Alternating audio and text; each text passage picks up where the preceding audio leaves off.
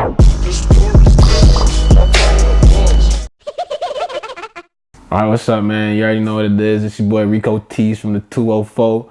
You're at Pushthewall, man. We playing video games and we answer questions. Let's get it. I'm born and raised in Mississauga, Ontario. Growing up there was definitely cool. It's just like any other like suburban outside of Toronto town. Growing up as a kid, I was definitely a loser. Like I wasn't really into like any sports or anything. I was just into like Pokemon and Yu-Gi-Oh and stuff. And then like I went to like private school and stuff, so I was just kind of doing like weird shit. Like, but I played the clarinet for like a really long time, and like that's what I was like really into. And then like I was into like jazz music and stuff. Because of that, playing the clarinet, watching anime, Dragon Ball Z, lots of YTV and stuff like that. Tokyo Ghoul is probably my favorite one, just because like it was kind of like it was more real than an anime. It was like kind of like a real show mixed with like an anime. Like it didn't have like the extraness of the anime. Like it was kind of like an adult like kind of anime, because like you can kind of relate to like the main character on some like adult level, you know. And then Dragon Ball Z is obviously super sick. I think I was watching Bleach heavy too, with like Ichigo with the red hair. I think I was watching that kind of heavy.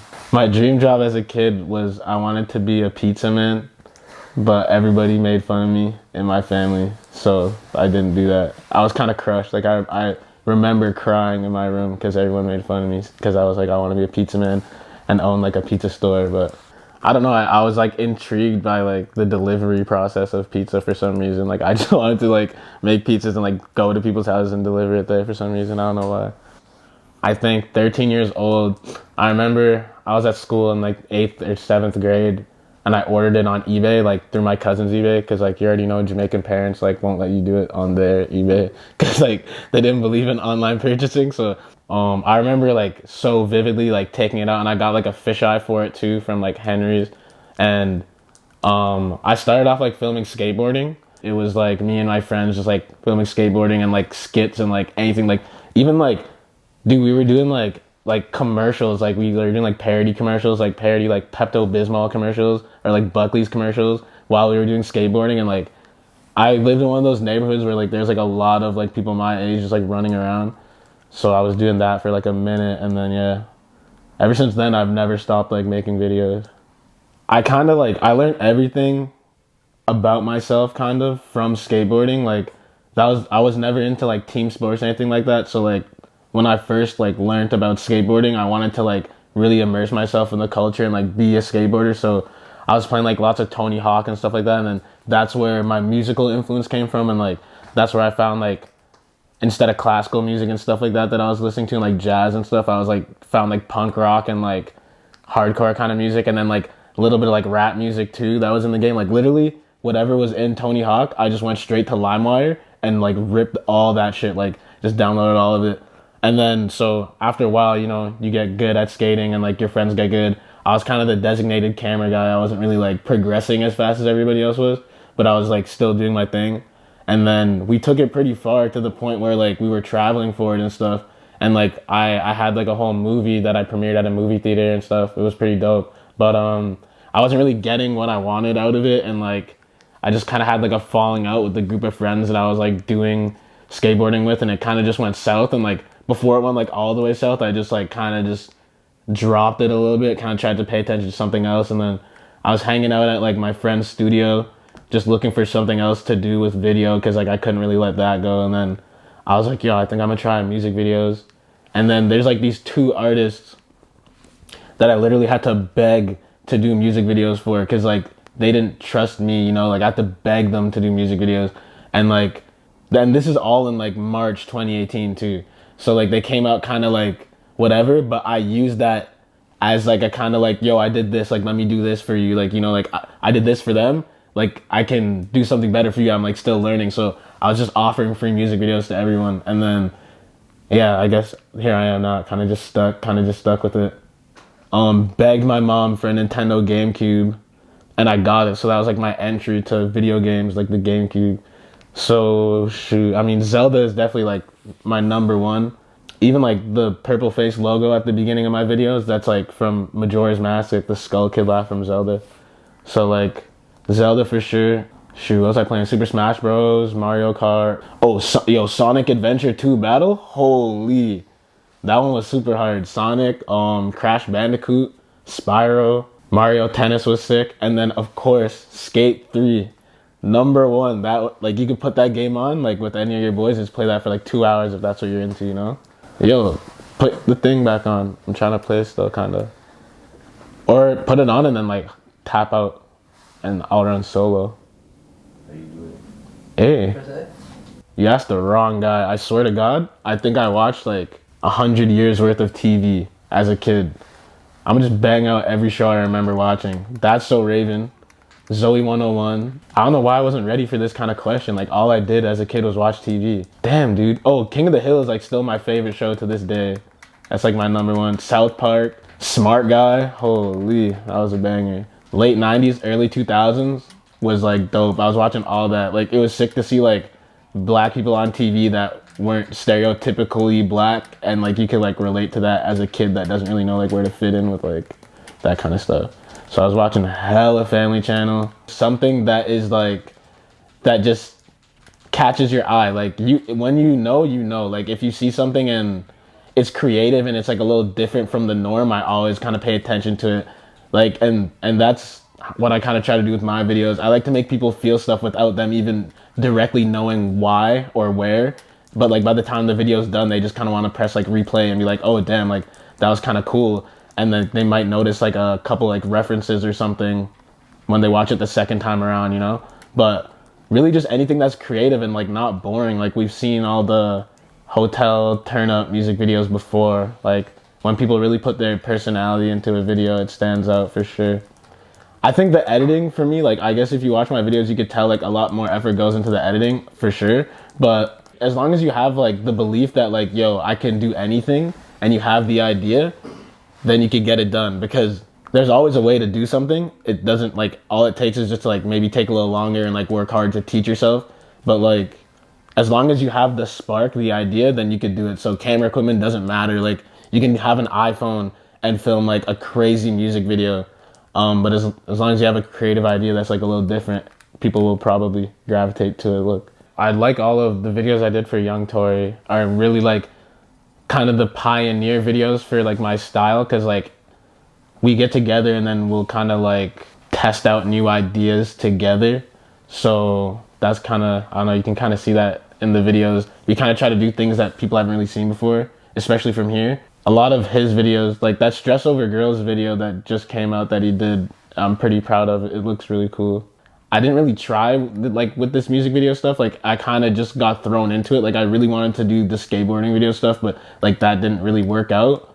So I wasn't really trying to like make it in music videos. I was just trying to find something like new to fill the void of like not having time to skateboard all the time. But when I did those two first videos for those like artists that let me do it, and then I ended up doing a video called Fast for Young Tory. Once I did that video and like it got like, I don't even know, I think it got like 10,000, like I don't know, it got a ridiculous amount of views for someone like me, like that was just like starting out. And I was like, oh shit, like I think I'm actually about to like kind of stop whatever I was doing before and try this out. So I yeah, after that, like Mike, no questions. It's the best movie ever. Like Mike and ATL with T.I. And Barbershop 1 and 3. 2 was garbage and a disgrace to Ice Cube's whole existence. I don't know why he did the second one. Lots of Lil Tracy lately. Lots of Night Lavelle lately. I've been like spinning that Night Lavelle album on repeat. City Morgue, like Zillakami. That's what I was listening to on the way here, but like really, I listen to every single genre of music except for EDM, because like I can't, it gives me like anxiety, like I start sweating and stuff. Like for real. It's pretty bad. Like when it's playing in the mall, I'm like, alright, like it's time to get the fuck up out of here. There's a few artists, like I've been trying to work for Trippie Redd for a minute. If he's down, I'm down. But that's just based on like, I feel like I can offer like something to him, because like what my stuff looks like, I feel like he would like something like that. So if you're watching this, Trippie Redd, don't hesitate to bling my line and we could get some work in. Yeah. like all the time. But like there's a person for every kind of video, you know, like that's kind of like what I do. Like if I'm not doing a music video, I'll watch one and be like, yo, like this is how I would have done it. But like not in like a hateful way, just in a way to make sure that I'm always doing something different than what everybody else is doing. Like I've always my whole life tried to like kind of stick out from the crowd. So I put that in my videos, so I kind of just, you know, watch everybody else's stuff and I'm like, okay, like I would do that different. So I'm still creatively popping.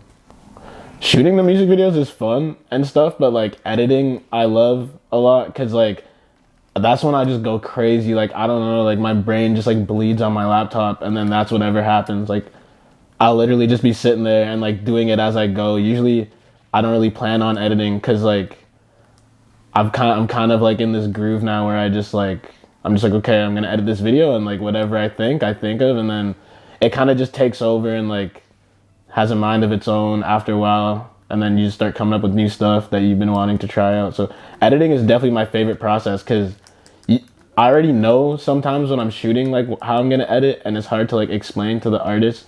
I'm like, yeah, it's gonna go through your eye and then it's gonna be like on a waterfall on like a surfboard, and then it's gonna go into Hawaii into your first verse, and they're like, what? Like, what are you talking about? Yeah, the days where you get to go to like a show for like an artist that you're working on, like mostly like young Tory shows, like that's fam, you know, like that's like my bros, so I'm at all the shows, and that's usually actually always fun and hilarious, like before and after and during. When they came with the duck that one time, the duck sandwiches at the Sheck West one, the best memory of my life actually. Yeah, the food, oh man, duck sandwiches, untouchable. I've had 9 jobs before this music video stuff. The first job that I had, I was working with my uncle at like this like bank kind of thing, and like it was this company that sent paychecks to bigger companies. So we were just like the middlemen, so we would get the check and then we'd file it, and wherever I file it to, it goes to. So I get like 30 Sport Check paychecks and send them to Sport Check, right? But you know me, I can't do anything right. So I accidentally sent Sport Check to like Walmart once, and you have to like sign off because it's like a whole government thing. And like they were like, yo, they paged me and they're like, yo, Marcus, did you send like Sport Check to Walmart? And I was like, no. And then they were like, is this not your signature like right here? And I was like, no.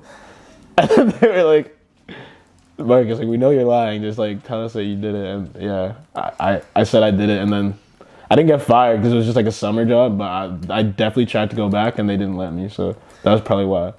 Oh, I worked at a restaurant for one day as a dishwasher, and that was the worst job I've ever had. And it's Chop in Meadowvale, so bruh, I want all the smoke with those guys because those guys are assholes. They had me working as the dishwasher until it closed at like 12 or something. And then it was someone's birthday, so they all turned up in the outside of the kitchen and like ate food. And then I had to wash the place after, and I wasn't invited to the party. And I left work that day at 5 a.m. I sent out an email that I still have to this day on my phone. I can show you. And it says, due to my experience on August 5th, I will not be returning effective August 6th. Please send my paycheck to my crib. Marcus, don't be scared to be yourself. That was like probably like my biggest problem growing up, is that I was scared to like be like myself. But once you like aren't scared to be yourself, that's when you start like really flourishing and like doing what you're meant to do. So if I could say anything to people watching, if you're scared of being yourself, just stop and do whatever it is that you want to be trying to do, and you'll probably be able to do it.